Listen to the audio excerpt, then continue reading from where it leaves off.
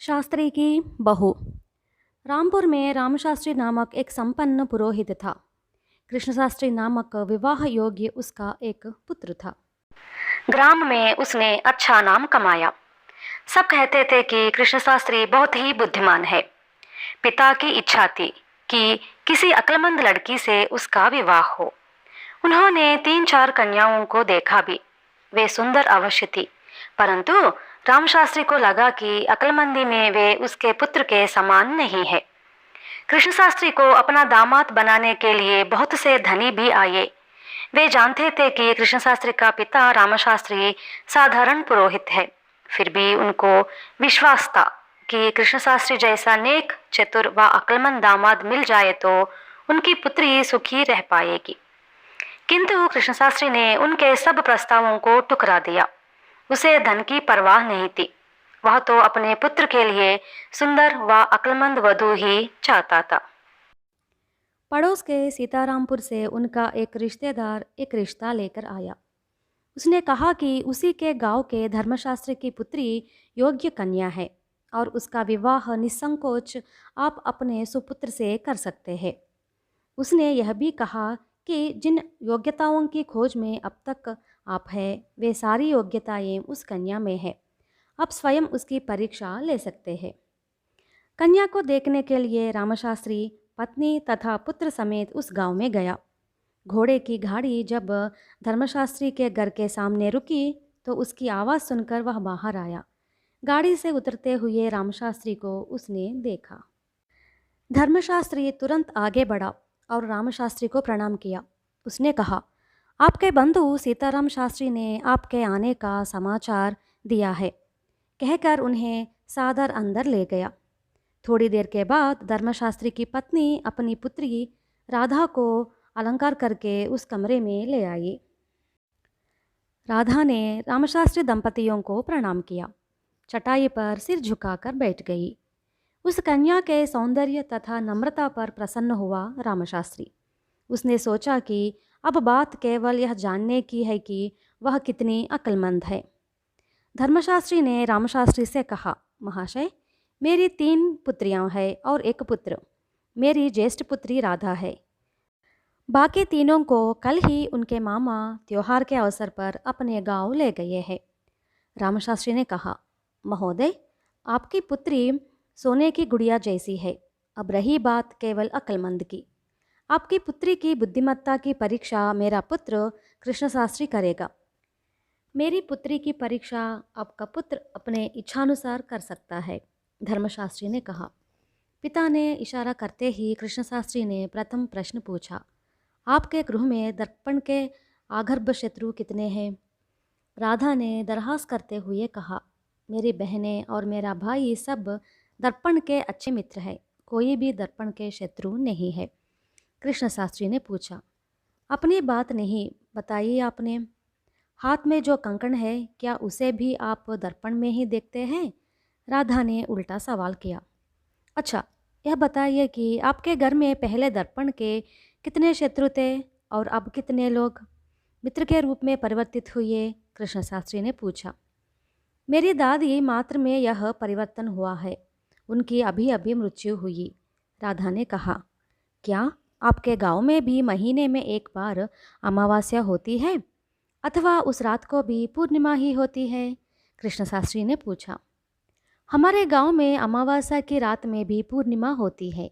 सच कहा जाए तो आज तक किसी ने भी हमारे गांव में अमावस्या की रात देखी ही नहीं, राधा ने कहा।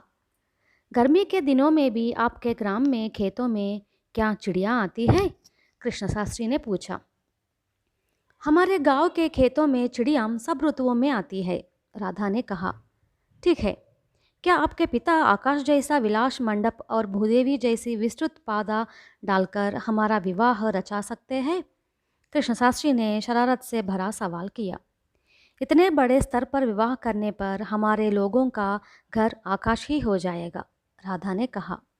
रामशास्त्री प्रश्न और उत्तर ध्यान से सुन रहा था। धक्कल देते हुए उसने पुत्र से कहा, अब कुछ और पूछने की आवश्यकता नहीं है।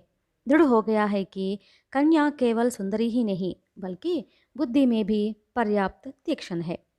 उसने रामशास्त्री से कहा, अब विलंब मत कीजिए, पंचांग देखकर अच्छा मुहूर्त निकालिए।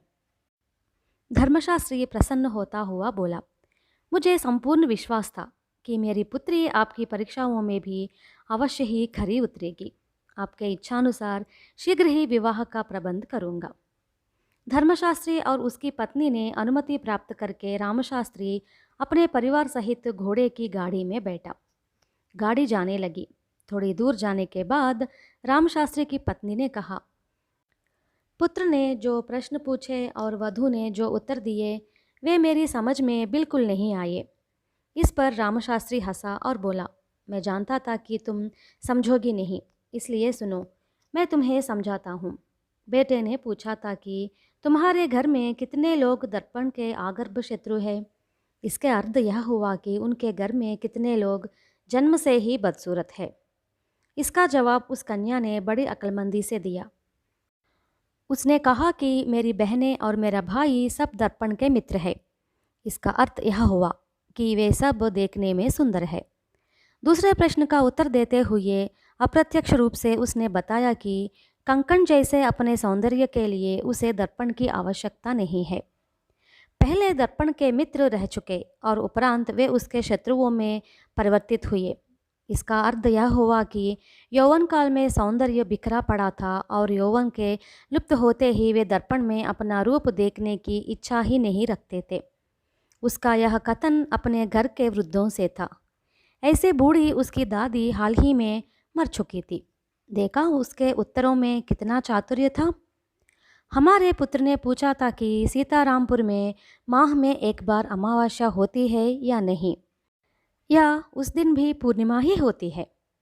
उसने कहा कि अमावस्या की बात ही नहीं उठती, क्योंकि यहाँ पूर्णिमा ही पूर्णिमा होती है। यहाँ के लोगों ने अमावस्या देखी ही नहीं। इसका अर्थ यह हुआ कि गांव में प्रकाश की सुविधा है, इसलिए उन्होंने अंधेरा देखा ही नहीं। प्रश्न था कि गर्मी के दिनों में भी खेतों में चिड़िया होती है। गर्मी के दिनों में भी फसलें होती हैं, क्योंकि गांव के तालाबों और कुओं में पानी हो तो साल भर फसलें होती हैं, क्योंकि ऐसे खेत वर्षा पर निर्भर नहीं होते। इसलिए उसने कहा कि सब ऋतुओं में चिड़िया यहाँ रहती है।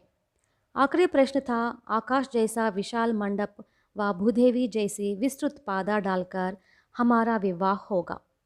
उसने उत्तर में कहा था कि अत्यधिक खर्च हो जाए तो मेरा माता पिता को घर बेचना पड़ेगा, तब आकाश ही उनका घर होगा। अर्थ हुआ कि विवाह के बाद उन्हें किसी पेड़ के साया से जीवन बिताना होगा। अब समझ गई हो ना तुम्हारी होने वाली बहू कितनी अक्लमंद है। आश्चर्य प्रकट करती हुई बोली, उनके वार्तालाप में क्या इतना गूढ़ार्थ छिपा है? रामशास्त्री ने पूछा, अब बताओ, तुम्हें बहू अच्छी लगी है या नहीं? उसे कृष्णकांत के योग्य समझती हो या नहीं? अगली कहानी है दादी की ममता। इसमें एक बहू अपनी बुरी बातों से सास को घर छोड़ने में विवश कर दिया। आगे क्या हुआ, उस बहू को सबक मिला कि नहीं, सास वापस आई कि नहीं, अगली कहानी में सुनिए।